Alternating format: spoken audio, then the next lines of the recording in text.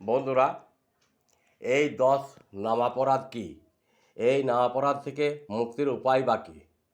এক হচ্ছিল সকলের নিন্দা।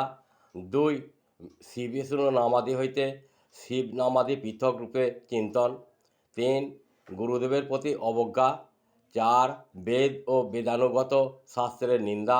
5 হরিনাম মাহাত্ম্যের অর্থবাদ, অর্থাৎ ইহা শ্রুতিমাত্র এইরূপ মনে করা।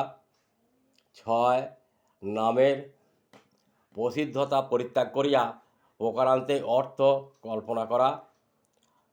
7 শুভ অশুভ কর্মের সহিত নামের তুল্যতা মনন।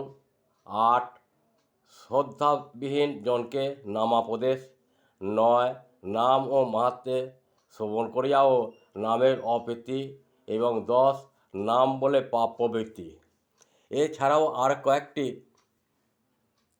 আমি উল্লেখ করছি। 1 হচ্ছিল সাধুকৃপা। 2 মহৎসেবা। 3 শ্রদ্ধা। 4 গুরু পদশ্রয়। 5 ভজনশ্রিয়া।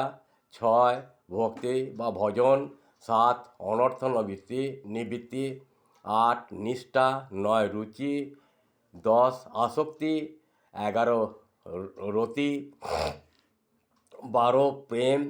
13 ভগবত সাক্ষাৎকার। 14 ভগবান মাধুর্য অনুভব। এই ভগবতের উপদেশগুলি যতটা সম্ভব পালন করুন এবং পালন করবার চেষ্টা করুন। সময় কম, তাই বিস্তারিত ব্যাখ্যা করা গেল না। আমার এই প্রয়াসটি ভালো লাগলে একটি লাইক, শেয়ার ও সাবস্ক্রাইব করতে ভুলবেন না। আপনারাই আমার চলার পথের দিশারি। নমস্কার।